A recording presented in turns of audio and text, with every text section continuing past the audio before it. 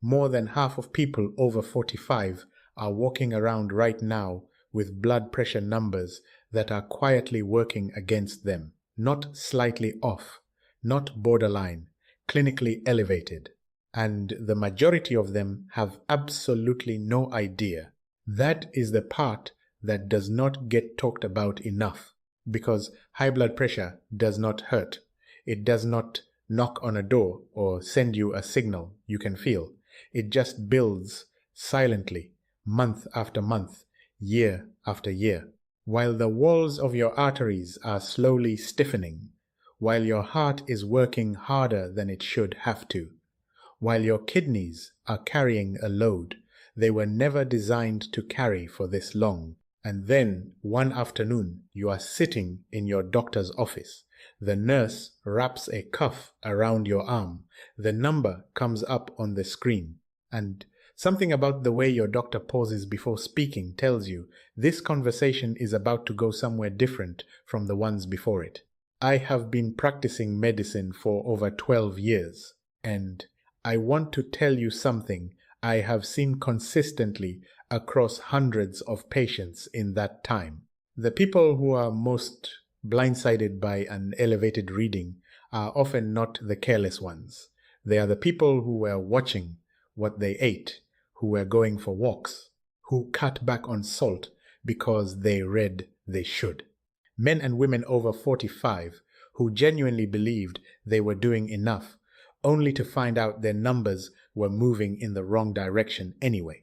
The absence of symptoms creates a false sense of security. That is, honestly, one of the most dangerous features of this condition. You feel fine, so you assume everything is fine. And that assumption costs people years of their health before anything is done about it. Now, here is what I want to share with you today. There are 3 specific techniques, things you can do right now using your own body, no prescription required, no equipment, that have been shown to bring blood pressure down, sometimes within minutes. And I still sit across from patients every single week who have never heard of any of these. That tells me something about the gap between what the research actually shows and what most people ever get told in a standard 15-minute appointment. Stay with me until the end, because the 3rd technique is the one most people skip entirely.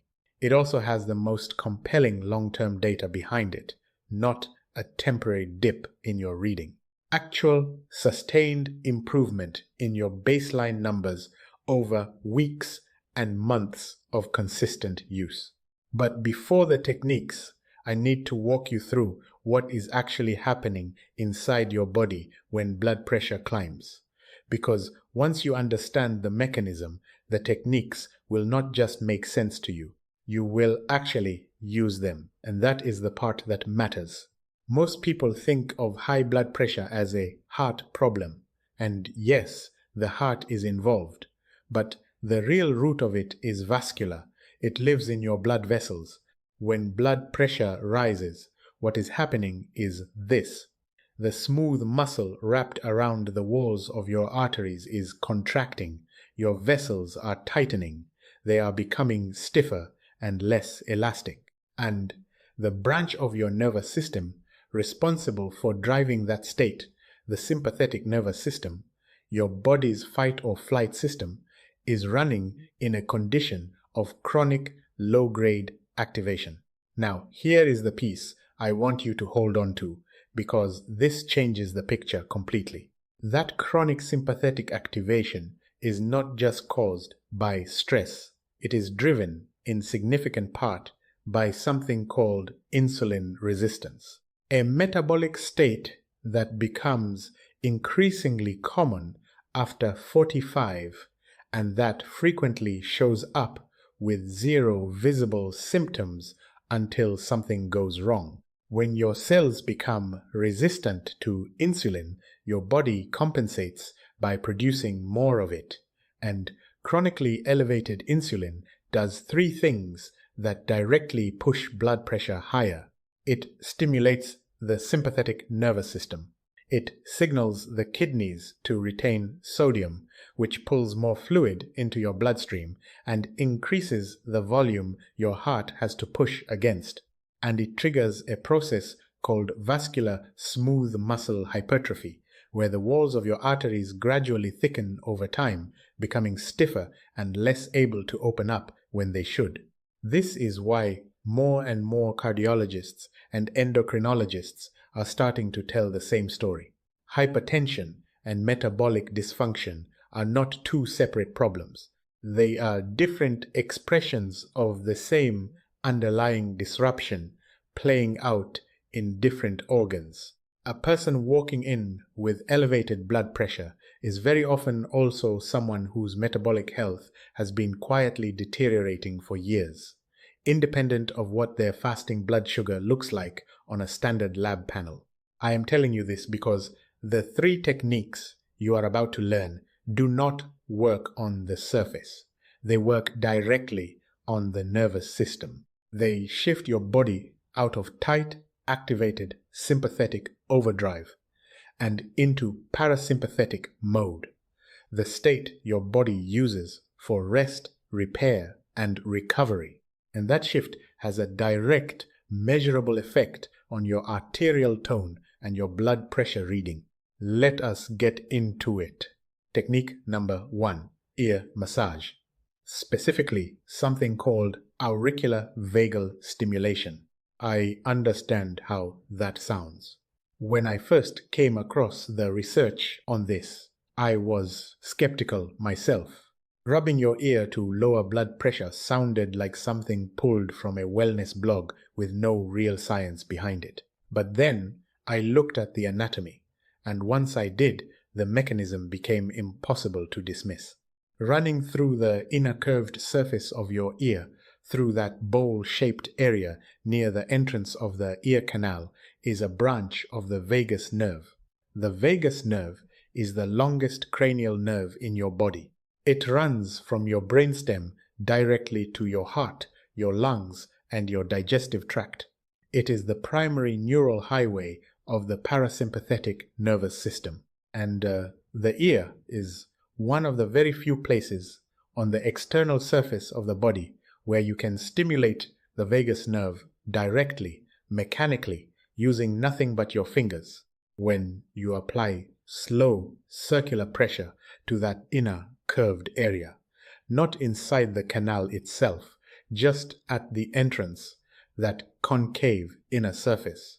You mechanically activate that auricular branch of the vagus nerve. The signal travels up to the brainstem. The brainstem responds by reducing sympathetic output and increasing parasympathetic activation. Heart rate slows, arteries dilate, peripheral resistance drops, blood pressure comes down. Research on auricular vagal stimulation has shown reductions in systolic pressure of 5 to 8 millimeters of mercury in a single 90-second session. 5 to 8 points might sound modest, but sustained reductions of 5 millimeters in systolic pressure are associated with a 14% reduction in stroke risk and a 9% reduction in coronary events. Those are clinically meaningful numbers. Here is the method. Use the tip of your index finger or your thumb. Place it at the inner curved surface of your ear, near the entrance of the ear canal. Apply firm but comfortable circular pressure, slow, continuous circles, not pressing into the canal itself, just circular motion against that curved inner bowl. 90 seconds. Both ears at the same time is ideal, but one at a time works fine. If you find a spot that feels particularly tender or sensitive, that is often an indicator of higher nerve density in that area. Slow down there. Work it gently before moving on. Over time, you will develop a feel for where the response is strongest in your own ear. You can do this at your desk, in your car, before an appointment, sitting in a waiting room. It takes 90 seconds and requires nothing. And if you have ever noticed that gently rubbing your ear feels strangely calming, now you know exactly why. You were triggering the vagal response without realizing it. This connects directly to technique number 2 because they act through overlapping pathways. Technique number 2, the body scan. I will be upfront about something. When I mention this to patients, a good third of them nod politely and never actually try it. The words body scan carry baggage. They picture 45 minutes on a yoga mat in a silent room, which is not how most people's afternoons look. I get it. This takes 60 seconds. It works in a chair, in an office, before a stressful phone call, and it has real, documented physiology behind it. Here is the principle. Your brain is continuously monitoring the state of your body. This process is called interoception. When your attention is scattered, cycling through your to-do list, replaying a difficult conversation, half present and half somewhere else entirely, your nervous system defaults to a background state of sympathetic activation. Muscle tension accumulates throughout the body, most of it completely unconscious. Breathing stays shallow. The smooth muscle around your arteries stays in a mild state of constriction. When you direct slow, deliberate, moving attention through your body systematically without trying to force anything to change, the brain's monitoring system reassesses. It registers something close to things are okay. There is no active threat, no emergency. And in response, it begins to release. It reduces the sympathetic drive to vascular smooth muscle. That reduction translates directly to lower vascular resistance. Lower resistance means lower pressure. Here is the method. Sit with your spine reasonably upright. A regular chair is completely fine. Close your eyes. Take one slow breath in through your nose, about 4 counts, then out through your mouth, about 6 counts. Just one breath. Then begin at your feet. Simply place your attention there. You are not trying to relax them or change anything about them. Just notice them. The temperature, any sensation, the feeling of contact with the floor, 5 or 6 seconds, then move upward. Lower legs, knees, thighs, hips, abdomen, chest, shoulders, arms down to the fingers, neck, face, the scalp. The full sequence takes 60 to 90 seconds. Some people find it helpful to imagine a gentle warmth moving upward through the body as they go, a slow wave passing through each layer. The imagery is not the mechanism.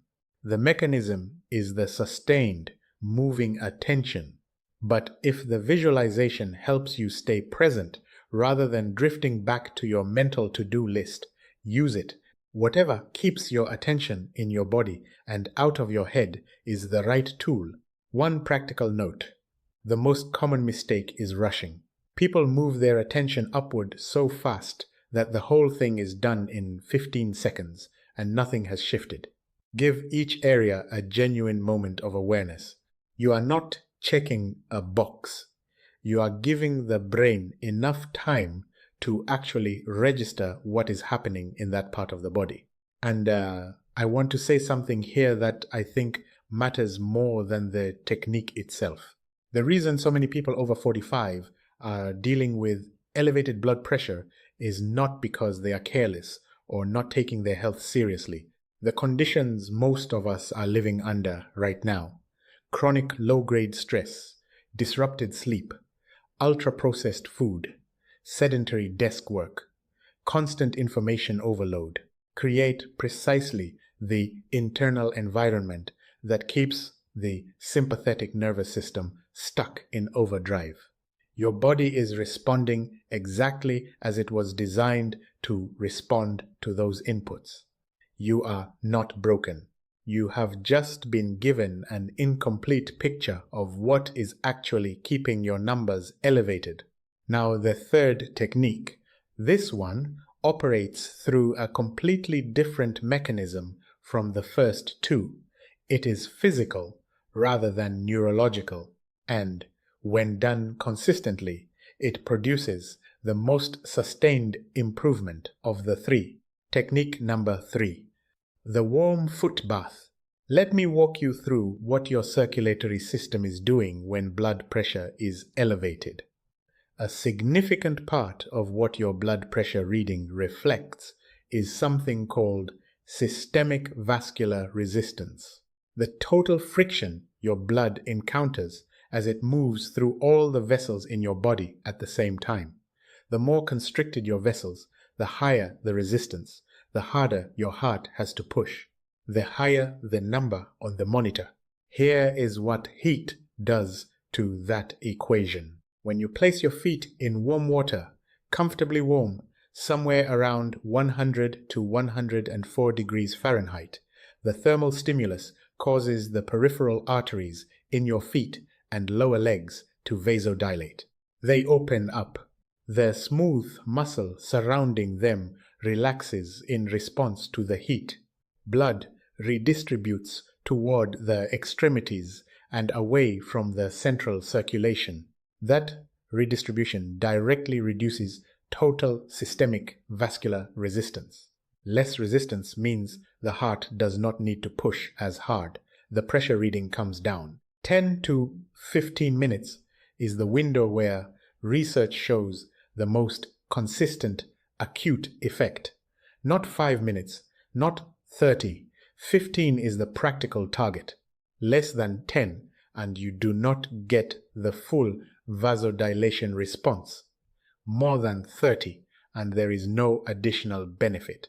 Now, if you add magnesium sulfate to the water, which is just Epsom salt, available at any pharmacy or grocery store for next to nothing, you get an additional mechanism working in your favor. Magnesium is a natural calcium channel blocker. It competes with calcium at the receptor sites on vascular smooth muscle cells. When those cells cannot contract as strongly, the arteries surrounding them stay more dilated.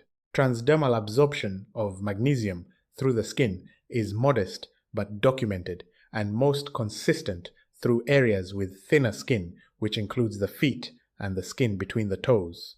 2 generous handfuls of Epsom salt per basin is enough. You do not need more than that. The combination of thermal vasodilation and magnesium-mediated smooth muscle relaxation creates a compounding effect that neither one alone produces as reliably. Let me give you a concrete example of what this actually looks like. Think about someone like Robert, 53 years old, works in a management role, high-pressure environment, the kind of schedule where sitting down for a proper meal before 7 in the evening feels like a small victory. He was consistently reading between 148 and 155 over 94 at his checkups. Not quite at the threshold where most guidelines push immediately for medication, but clearly trending the wrong direction, and he knew it. He came in not asking for a prescription. He came in asking what he could actually do himself. We talked about the foot bath. He was skeptical, which was fair. It sounded too simple for something that serious. But he agreed to try it. 4 evenings a week, 15 minutes each session, warm water with 2 generous handfuls of Epsom salt. He set up a small basin near his television so it did not require carving out any extra time in his day. Just 15 minutes he was already spending sitting down. 6 weeks later, his average reading had dropped to 138 over 88. He had not changed his diet, had not started a new workout program, had not added any supplements. Just the foot baths, consistently, 4 nights a week. That is a reduction of 15 points systolic without a single medication. Studies examining regular thermal foot bathing 4 to 5 sessions per week have shown not just acute pressure reductions during the session itself, but sustained improvement in baseline blood pressure over time. The proposed mechanisms include progressive improvements in endothelial function, which is the health and responsiveness of the inner lining of your blood vessels, and long-term beneficial adaptation in autonomic nervous system resting tone. Regular thermal vasodilation also begins, very gradually, to improve how vascular tissue responds to insulin signals. The arteries become more responsive again, more elastic, better able to do the job they were built to do. This is not an overnight transformation. It is the kind of consistent, compounding improvement that changes your numbers meaningfully over months and changes the underlying biology, not just the reading on a monitor. Here is how to bring all three together. You now have 3 tools, each one targeting blood pressure through a different biological pathway. Ear massage stimulates the auricular branch of the vagus nerve, triggering parasympathetic activation and arterial dilation. 90 seconds. No equipment. Works anywhere, anytime. The body scan shifts the brain's interoceptive assessment from threat mode to safety mode, reducing sympathetic drive to vascular smooth muscle. 60 seconds. A chair. The warm foot bath uses thermal vasodilation and magnesium to redistribute blood flow and reduce total peripheral resistance. 15 minutes. Warm water and Epsom salt. The one technique that builds cumulative benefit over weeks and months of consistent use. If you want to start tonight, start with the ear massage. Lowest barrier to entry. The calming effect is often noticeable within the 90 seconds themselves. Do it before bed. Do it during a work call if no one can see you. Do it anytime you feel your system running hot. If you want the most meaningful long-term change, build the foot bath into your evening routine 4 or 5 nights a week. Pair it with something you are already doing. The television, a book, a phone call with someone you love. The cost is essentially nothing, and the data behind consistent practice is genuinely compelling. And if you are currently on blood pressure medication, please do not take anything in this video as a reason to stop without talking to your doctor first. That would be genuinely dangerous. What I hope these techniques give you is something concrete to bring to your next appointment. Real observations, real changes in your numbers, so that you and your physician can make better informed decisions together about your care going forward. The goal is not to replace medical care.